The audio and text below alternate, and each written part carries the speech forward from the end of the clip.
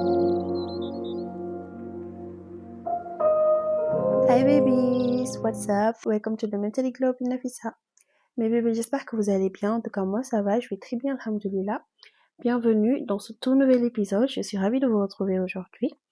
Et oui, je sais, je n'ai pas d'excuse cette fois-ci. J'avais promis que j'allais faire un épisode pour mon retour par jour. Comme ça, on va rattraper les épisodes qu'on avait supprimés et autres. Mais je n'ai pas tenu parole, je sais. Mais je n'ai pas d'excuse non plus parce que vraiment, c'était juste parce que je procrastinais. J'étais juste en train de procrastiner. Donc franchement, je n'ai pas du tout d'excuse. Je suis juste désolée. Bon, mais je pense que le sujet d'aujourd'hui va quand même vous aider à vous pardonner. Parce qu'aujourd'hui, on va parler de la dépendance affective. Vous savez, la plupart du temps, on subit des choses dans nos relations amicales ou amoureuses en croyant que c'est de l'amour. Mais en réalité, non. Aimer, c'est beau.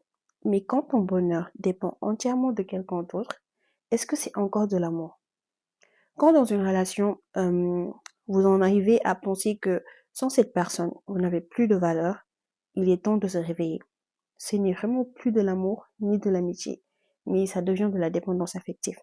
Alors aujourd'hui, comme je vous l'ai dit, nous allons parler de la dépendance affective et on va mettre les choses au clair.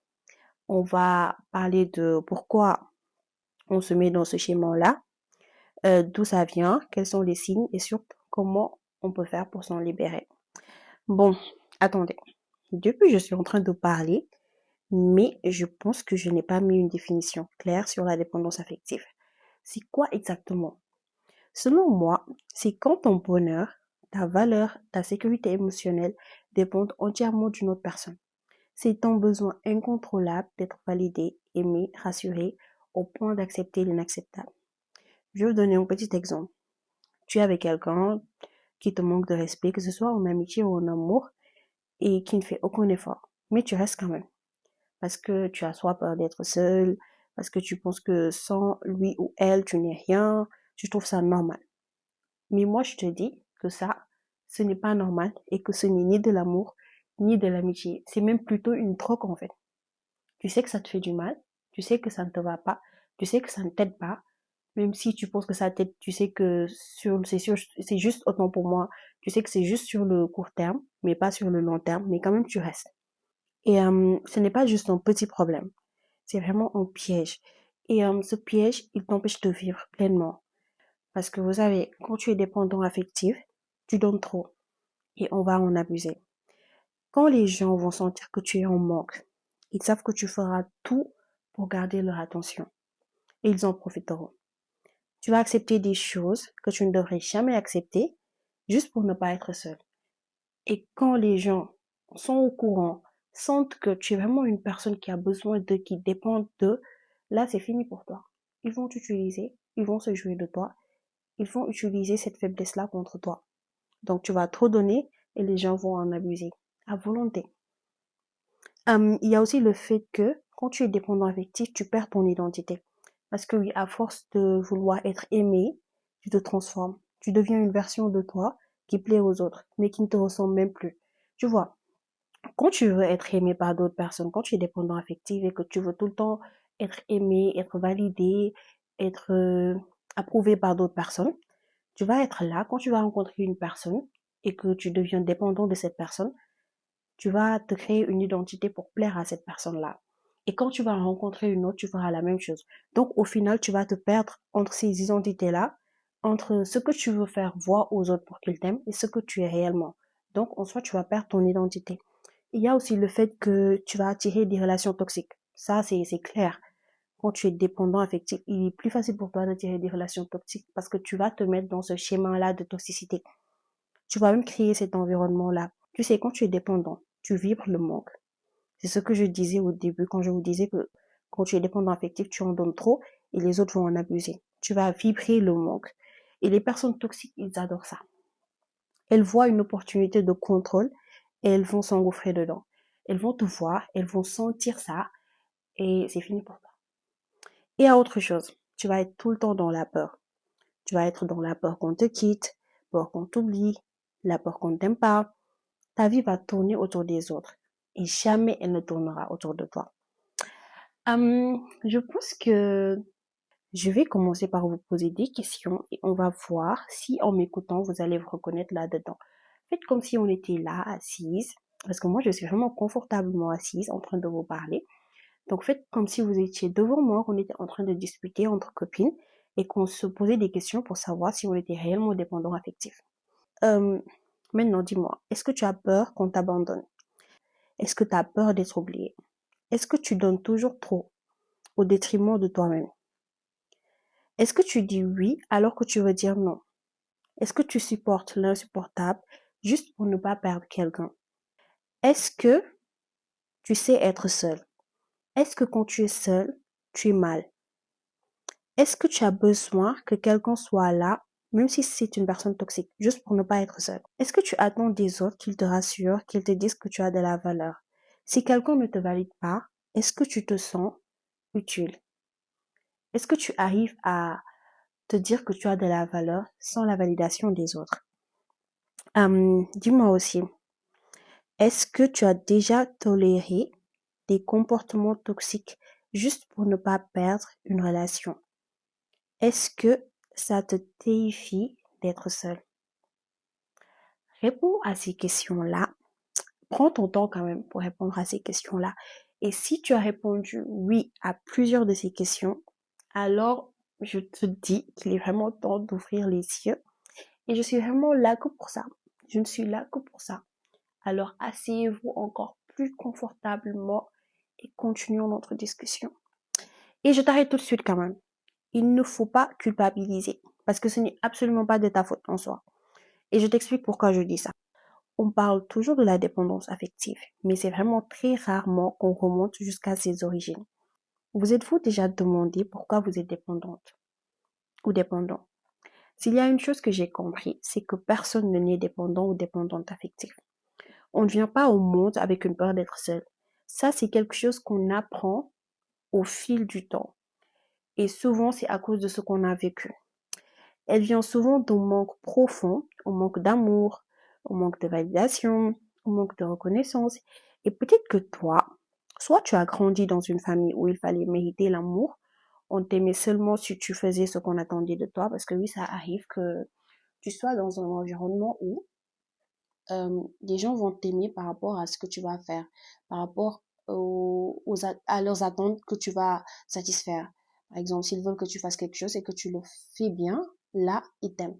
Mais si tu le fais mal, là, ils ne t'aiment pas. Donc, tu vas apprendre à vivre comme ça. Ça va te réconforter à l'idée que pour mériter l'amour des gens, il va falloir leur faire plaisir.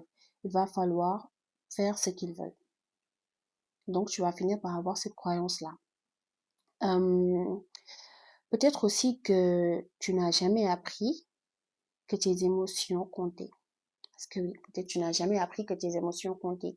Peut-être quand tu pleurais, on te disait d'arrêter. Quand tu étais triste, on te disait que tu traumatisais. Parce que ça arrive, hein, ça arrive que tu sois entouré de personnes qui minimisent tes émotions. Quand tu es là, tu es triste, tu n'es pas bien, ils vont te dire que non, tu abuses, tu es juste trop sensible, tu en fais trop, que tu dramatises. Peut-être aussi que tu as vécu des relations où on t'a fait croire que tu avais de la valeur uniquement quand on t'aimait. On t'a utilisé, manipulé et maintenant tu as peur d'être seul. Ça aussi, ça arrive. Vivre des relations qui vont impacter sur tes futures relations, mais de manière très négative. Et vous voyez, dans ces cas-là, tout ce qu'ils ont en commun, c'est qu'on va pas t'apprendre à te suffire à toi-même. Tu ne vas pas apprendre dans ces types de relations-là à te suffire à toi-même. Donc, tu vas devenir une personne qui va chercher constamment l'approbation des autres. Tu vas vouloir qu'on t'aime, qu'on te rassure, qu'on te valide, parce qu'au fond, tu crois que sans ça, tu n'es rien. Maintenant, on va parler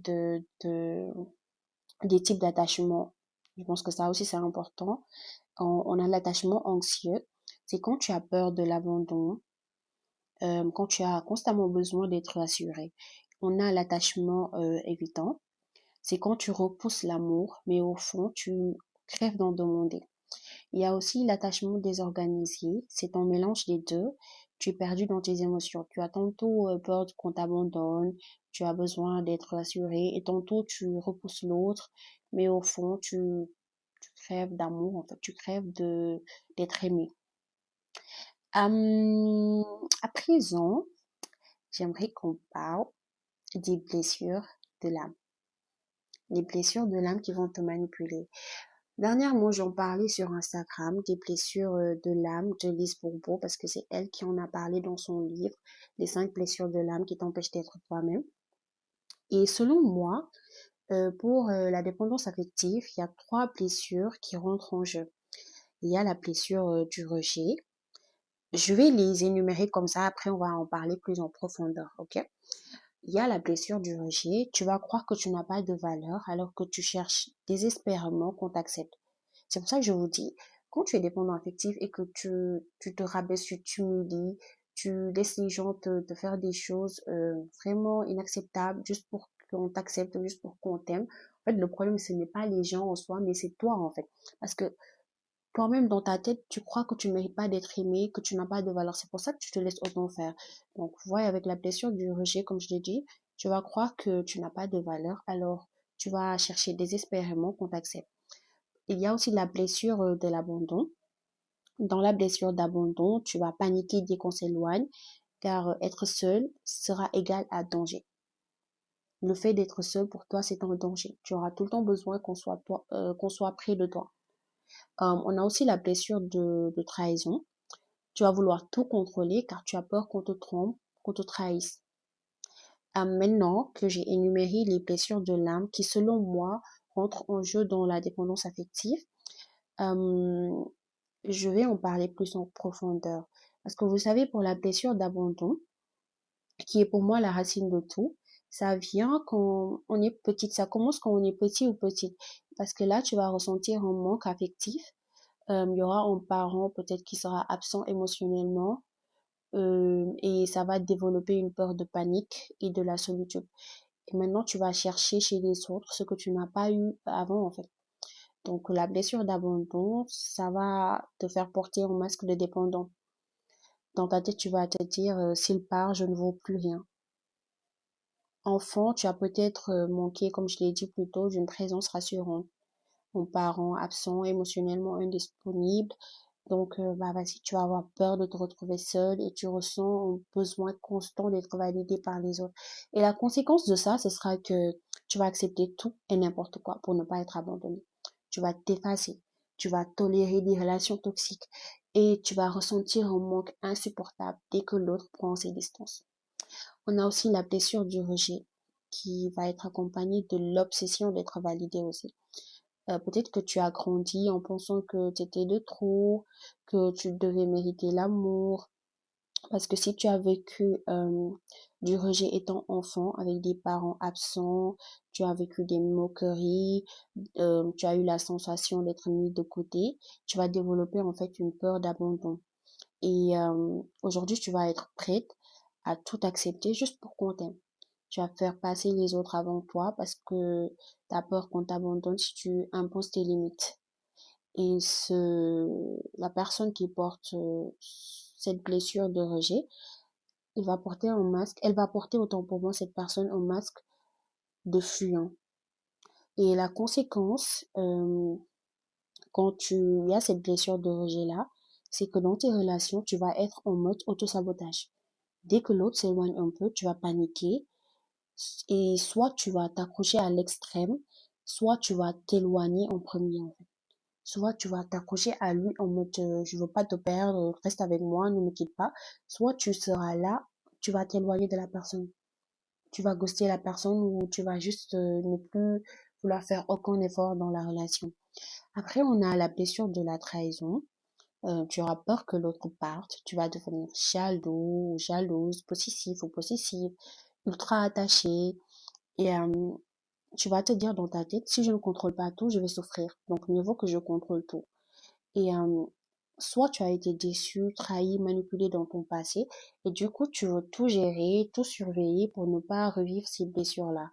Et le résultat dans ça, c'est que tu vas chercher à contrôler l'autre parce que tu as peur qu'il ou qu'elle t'abandonne. Et c'est vraiment là que ça va devenir toxique. Et la conséquence dans les relations que tu auras, c'est que tu vas devenir parfois trop exigeante, trop méfiante, voire jaloux ou jalouse. Et c'est ce qui va créer des relations avec des tensions ou des conflits. Maintenant, la partie qui m'intéresse le plus, j'aimerais qu'on parle de la différence entre la dépendance affective et un amour sain. Parce qu'il y a une grande différence et on ne s'en rend pas compte. Et je voulais vraiment en parler dans cet épisode-là. Parce que l'amour, c'est un choix, pas une prison. Vous voyez, un amour sain, c'est quand deux personnes s'aiment sans s'étouffer. C'est être bien ensemble, mais aussi pouvoir être bien seul.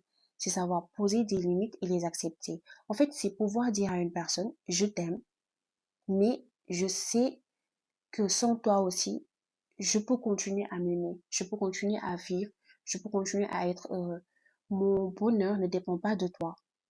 En étant ensemble, on peut être heureux, mais c'est que tu viens juste ajouter quelque chose à ma vie.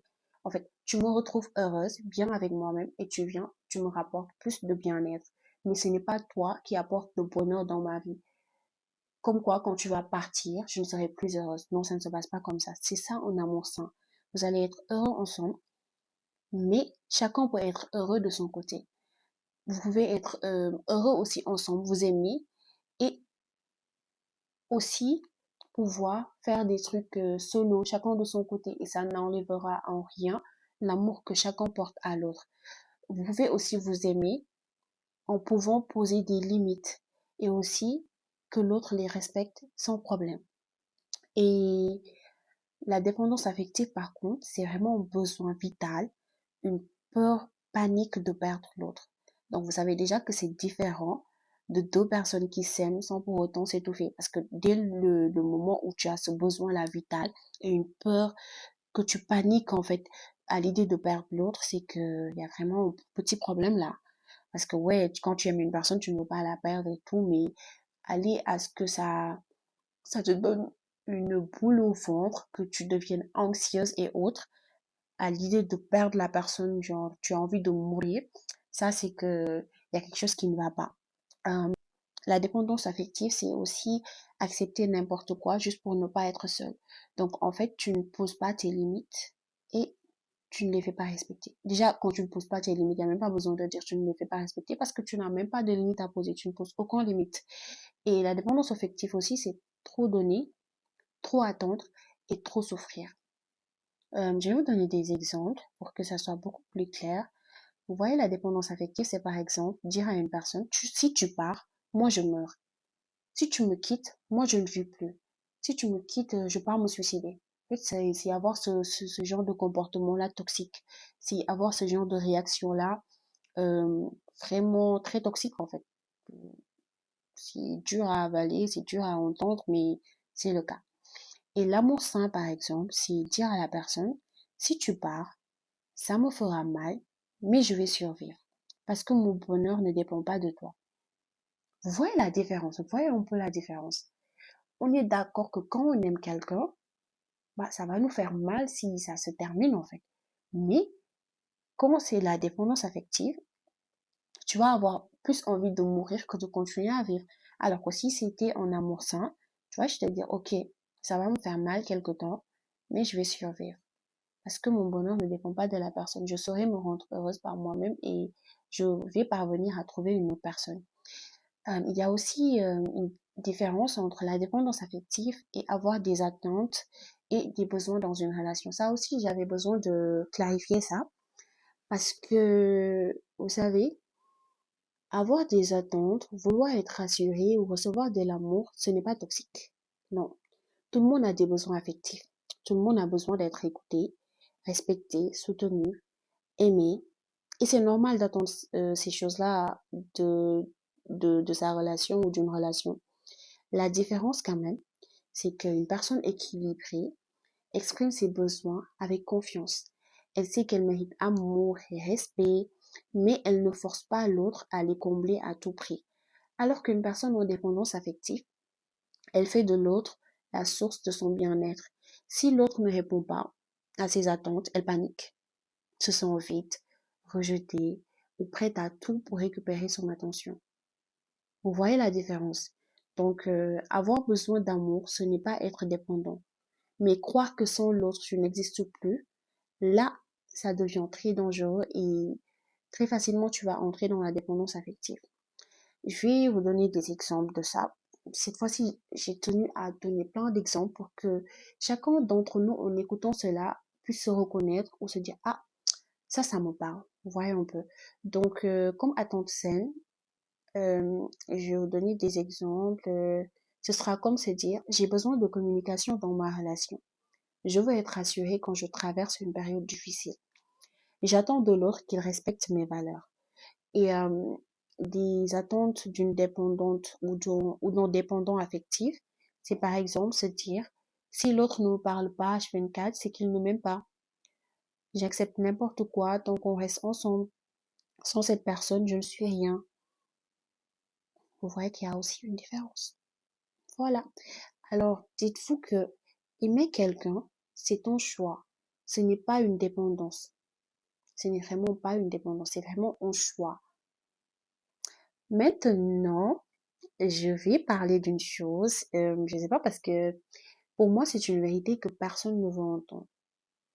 C'est ce dont je parlais tout à l'heure. Quand tu es une dépendante ou un dépendant, tu as un problème avec toi-même. Ce n'est pas l'autre qui te manque, c'est toi-même que tu as abandonné. T'attends que l'autre te comble alors que personne ne pourra jamais le faire à ta place. Tu crois que sans l'autre tu ne vaux rien alors que c'est totalement faux. Ta valeur, c'est toi qui te la donnes. Personne d'autre ne peut prétendre pouvoir te donner de la valeur. Personne d'autre autre que toi-même ne peut te donner de la valeur. Tu vas chercher de l'amour chez les autres alors que c'est toi qui dois te donner cet amour-là. Tu vois, quand tu es une personne qui t'aime, ça se sent, ça se voit. Tu donnes envie à d'autres de t'aimer, de te respecter. Et vous savez, personne ne viendra sauver personne.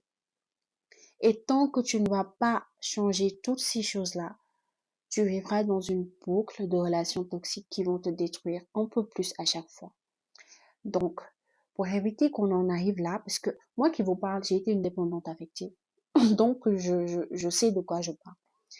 Et avant d'en finir avec cet épisode-là, on va mettre en place un plan d'action pour essayer d'en finir avec la dépendance affective. Euh, pour le premier conseil que j'aimerais vous donner, c'est prendre conscience déjà du problème. C'est pour ça que j'ai pris mon temps pour parler de toutes ces étapes-là, d'énumérer étape par étape les choses-là pour voir si ça va vous parler. Donc, quand tu vas écouter ça et que tu vas commencer à te dire, ah ouais, c'est vrai que moi je suis comme ça, c'est que tu prends conscience du problème. Et prendre conscience du problème, c'est accepter que ce n'est pas de l'amour, ce que tu es en train de vivre quand tu fais toutes ces choses-là que j'ai énumérées, mais que c'est une addiction. C'est aussi observer les comportements que tu as et tes réactions pour voir si tu es réellement dépendante affective. Il faut aussi apprendre à être bien seul. Tu dois travailler ton estime de toi-même, l'amour que tu as de toi aussi. Tu dois aussi apprendre à faire des choses qui te font du bien sans dépendre de quelqu'un. Par exemple, faire des activités que tu aimes sans pour autant avoir besoin d'être accompagné de quelqu'un, aller faire du sport toute seule sans avoir besoin qu'il y ait quelqu'un. En fait, il faut apprendre, en fait, à faire des activités solo, à faire tes trucs solo, à faire des trucs que tu aimes en mode solo, aller prendre du bon temps toute seule, te faire plaisir en étant seule. Il faut apprendre à être indépendante en fait. Ça va vraiment t'aider à ce que tu apprennes à être bien seule. Il faut aussi savoir poser des limites et les respecter. Il faut vraiment savoir poser des limites. Il faut arrêter d'accepter l'inacceptable. Si dans une relation, on te fait plus souffrir qu'autre chose, coupe la relation. Les choses ne sont pas compliquées. Je vous jure que les choses ne sont pas compliquées. C'est nous qui nous compliquons la vie. Quand une personne te fait plus souffrir qu'autre chose, même si elle te dit que ses intentions sont autres, même si elle te dit qu'elle t'aime, quand toi tu n'es pas bien dans la relation là, tu as tout fait mais ça ne marche pas, ne force plus, laisse tomber et va voir ailleurs. Reste dans ton coin, Dieu va t'amener quelque chose de meilleur. Ok. Il faut aussi que tu apprennes à rééquilibrer tes relations. Tu sais, l'amour, ce n'est pas être 100% pour l'autre. Tu ne peux pas être le 100% de l'autre. Tu ne peux pas, en fait, donner 100% quand tu reçois moins. Tu ne peux même pas donner 100%. Tu donnes ce que tu peux donner. Tu ne peux pas te forcer à donner plus que tu ne peux. Dans une relation, il faut qu'il y ait un équilibre entre ce qu'on te donne et ce que tu donnes autant pour moi et ce que tu reçois.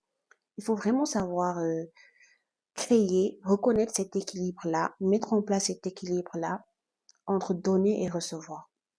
Il faut aussi, en dernier lieu, soigner tes blessures intérieures. Ça, c'est très important. On va voir d'où vient ce besoin de validation. On va voir d'où est-ce qu'est née cette dépendance-là. Apprends à te donner à toi-même ce que tu cherches chez les autres. Bon, donc en résumé, apprends à être bien seul. Si la solitude te fait peur, c'est là que tu dois travailler vraiment. Si vraiment la solitude te fait peur, tu dois travailler là-dessus. Remonte à l'origine de ta blessure. Ce que tu vis aujourd'hui est un symptôme, pas la cause en fait. Donc remonte à tes blessures. Remonte et vois ce qui t'a causé cela. Fixe aussi des limites et arrête de tout accepter. L'amour, ce n'est pas une prison. Si ça t'étouffe, ce n'est plus de l'amour. Et, euh, une petite chose, sachez que vous ne serez jamais heureux ou heureuse tant que vous allez être là à chercher la personne qui va vous réparer. La seule personne qui peut vous sauver ou vous réparer, c'est vous-même. On sait tous que la dépendance affective, c'est la peur d'être seul. Mais la vraie question, c'est pourquoi tu as autant peur de toi-même? Voilà, si tu réponds à cette question-là, tu auras vraiment répondu à tout. Bon, on en vient à la fin de cet épisode. J'espère vraiment qu'elle va vous booster, qu'elle va vous amener à réfléchir si vous êtes dépendant affectif, si vous êtes dépendant ou dépendante affective. J'espère qu'elle vous poussera à mener des actions pour vous sortir de là. Ce n'est pas quelque chose que vous allez guérir du jour au lendemain ou vous allez vous en sortir du jour au lendemain, même si ça arrive parce que on n'est pas tous pareils. J'aime beaucoup mentionner ça et le répéter parce qu'on a tous notre manière à nous de sortir de certaines situations. Donc, pour une personne, elle peut avoir le déclic tout de suite en écoutant le podcast et faire, mettre en place ces conseils que j'ai donnés et s'en sortir. Pour d'autres, ils auront besoin de beaucoup plus d'aide ou de beaucoup plus de temps. Il y a des personnes aussi, si vous sentez que votre cas est vraiment critique et grave et que malgré tous les conseils que vous verrez, que vous avez entendus ici ou autre part, vous n'avez jamais pu vous en sortir, allez voir un spécialiste. Si vous en avez les moyens, faites-le. Sinon, continuez à faire des efforts, à prier Dieu, si vous êtes croyant, de vous aider en fait. Et ne perdez pas espoir. Si ça prend du temps, ne vous découragez pas. Sachez que ça viendra, Inch'Allah. Et j'espère que cet épisode vous a plu. Si ça vous a plu, n'oubliez pas de partager avec des personnes qui vous pensez en auront besoin. Et n'oubliez pas aussi de mettre des étoiles, d'aimer si c'est sur YouTube. N'oubliez pas aussi de vous abonner. Et on se dit à la prochaine. Bye!